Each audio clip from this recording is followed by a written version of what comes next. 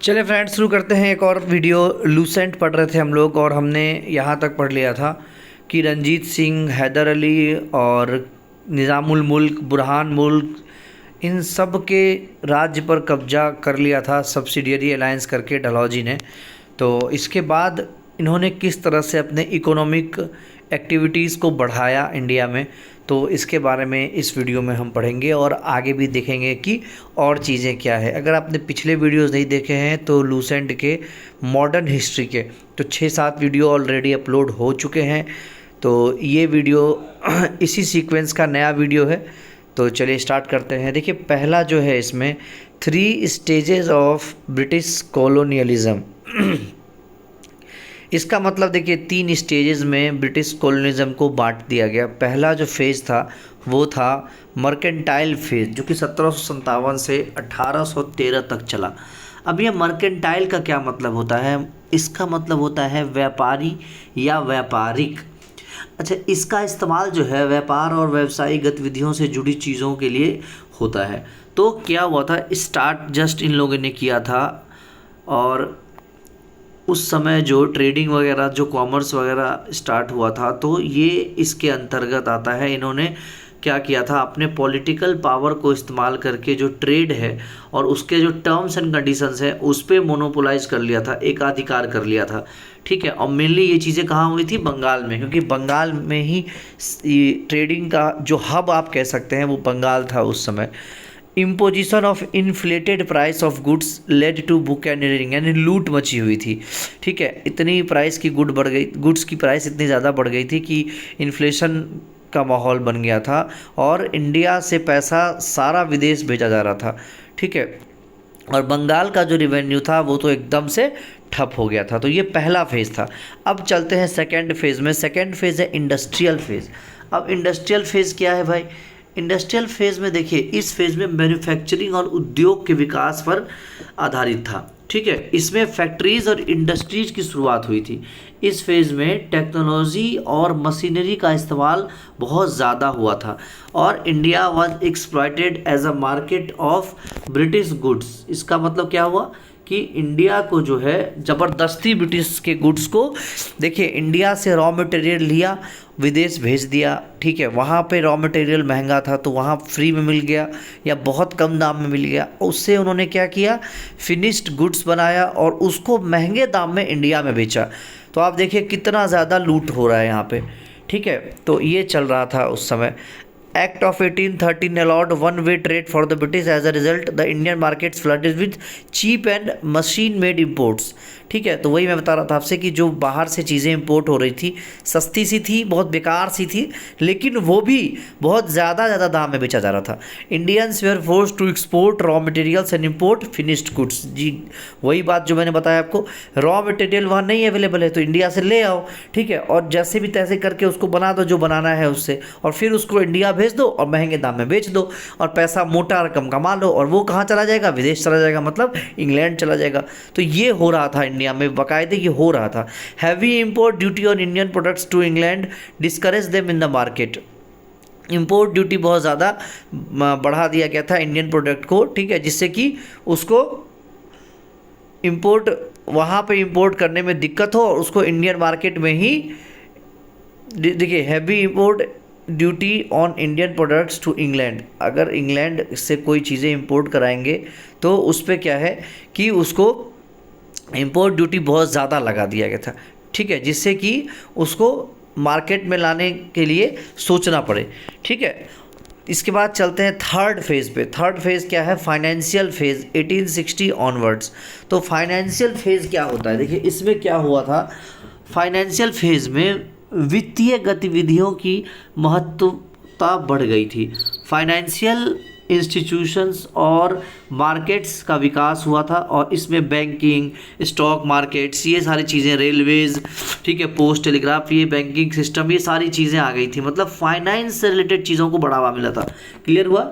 तो ये फेज़ जो था ये बहुत इंपॉर्टेंट फेज़ था और इस फेज़ में इन्वेस्टमेंट का क्षेत्र बहुत ज़्यादा बढ़ गया था। ठीक है, इंट्रोडक्शन ऑफ रेलवेज बता दिया मैंने आपको ऑलरेडी। द रेवेन्यू इसके बाद चलते हैं, heavy British investment in India and burden of public डेब्ट increases.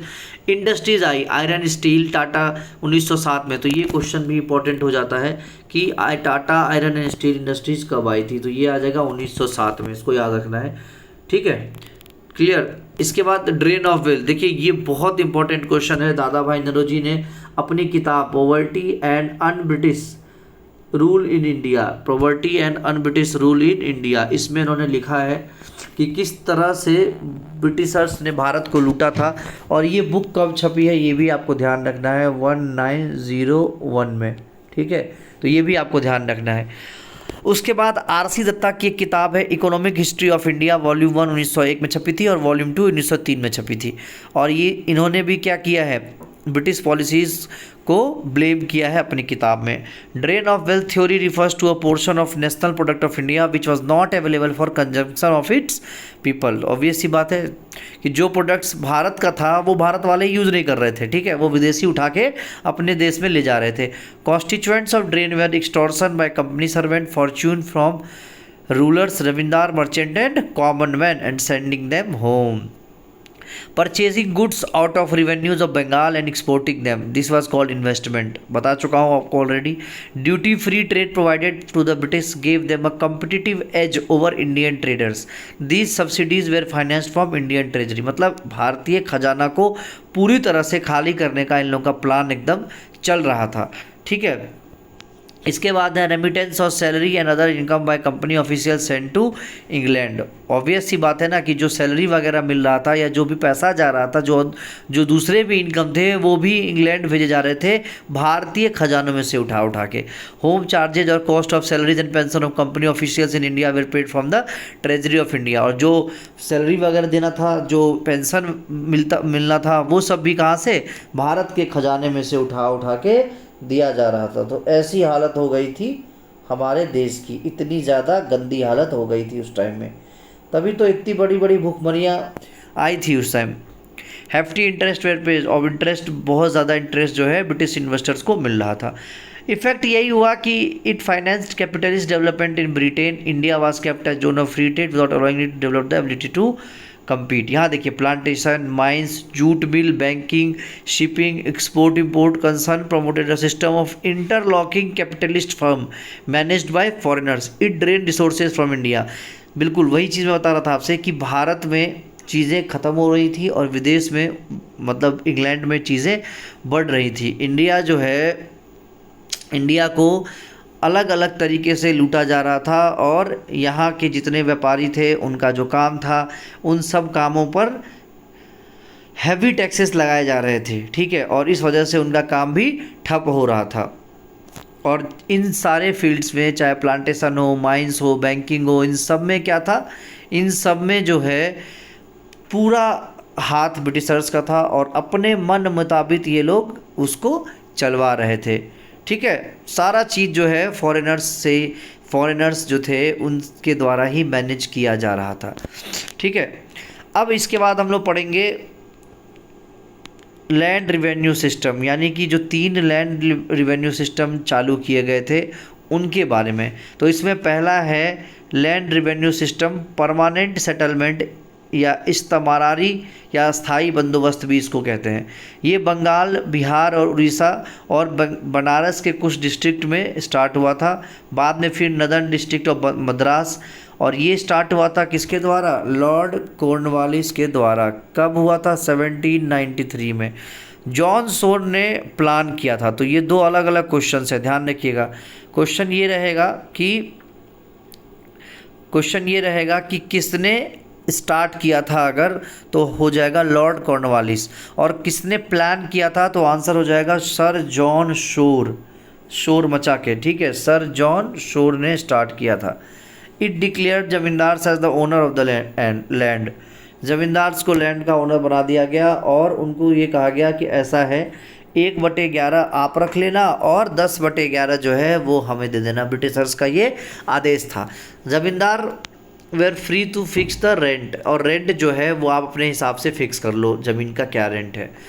Assured of their ownership many zamindar stayed in towns absentee landlordism and exploited their tenants, ठीक है। अब इसमें देखिए ये ज़मींदारी सिस्टम कहते हैं, मेनली ज़मींदार इसमें फ़ायदा उठाते थे। ठीक है, स्टार्टिंग में तो बहुत अच्छा चला, लेकिन धीरे धीरे जब चीज़ें समझ में आई ज़मींदारों को, अब देखिए 11 में से एक रखना है